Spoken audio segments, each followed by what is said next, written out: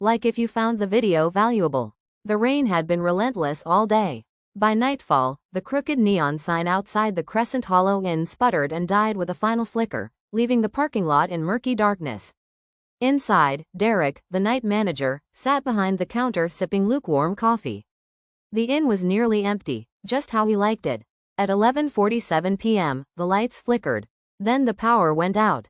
Figures, Derek muttered, reaching for the emergency torch. The backup generator didn't kick in. He walked the dim hallways, checking for guests who might be alarmed.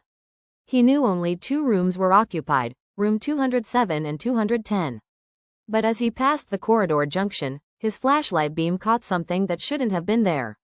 A door at the far end of the east wing hallway, room 313. There was no room 313. The hotel had only 2 floors and no room above 230. Derek froze. He stared at the door as if by looking long enough, it might disappear. But it didn't. Curiosity and dread wrestled in his stomach. He walked slowly toward it, each footstep muted by the damp carpet. The brass numbers gleamed unnaturally in the flashlight beam. 313. The door looked older than the others, its paint chipped and bubbling, the doorknob tarnished like it hadn't been touched in decades. Against every instinct, he knocked. No answer. He touched the knob. It turned easily. The room inside was lit. A soft golden glow bathed the dusty furniture. The layout was all wrong, like a suite from another era. An antique 4-poster bed stood at the center, and the air smelled like lavender and old books. And sitting on the edge of the bed was a woman in a faded red dress, staring at him. "You're early," she said, voice calm but hollow. Derek's mouth went dry. I'm sorry. I didn't know anyone was checked into this room." She tilted her head. "Of course you didn't. I checked myself in." He glanced at the clipboard in his hand. No record, no room 313 in the system. "Ma'am," he said carefully, "this room doesn't, appear on the registry." Her smile didn't reach her eyes. "I've been here a long time. Since 1963. A cold shiver danced down his back. "I think I should call the authorities," he said, backing toward the door. The woman's smile widened. "There's no one left to call." The room went black. His flashlight sputtered and died. He reached for the door handle, but it was gone. The wall was smooth, seamless. He turned around. She was gone too, but the bed was freshly made, with his name embroidered on the pillowcase. He woke up in the hotel lobby, sprawled on the floor behind the counter. Had he dreamed it? He looked at the clock, 5:13 a.m. The power was back. Everything seemed normal, until the morning cleaner came rushing in, pale and shaking. "There's something wrong with room 313, she said.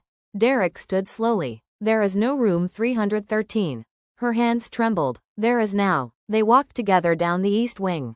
The hallway looked different. The wall where room 313 had been was now solid, no door, no number. Just wallpaper. But taped to the wall, fluttering under the air vent, was a guest sign in slip. Room 313. Name: Derek Collins. Check-in: July 19th. Check-out. He stared at the paper, his hands cold. That was today's date, and there was no check-out. That night, Derek tried to sleep in the office, but the lights kept flickering. The old CRT monitors from the security system began showing static. Then, one by one, they began to display live footage of a hallway that didn't exist anymore. At the end of that hallway, room 313, he leaned in closer. The door opened slowly, creaking. And from the darkness, the woman in red stepped out. She looked directly at the camera, then raised her hand and pointed right at him. The following morning, the owner of the Crescent Hollow Inn arrived to find the lobby empty. Derek was gone. His belongings were untouched, his car still in the lot. But he'd vanished. The only clue? A room key. Room 313, lying neatly on the front desk.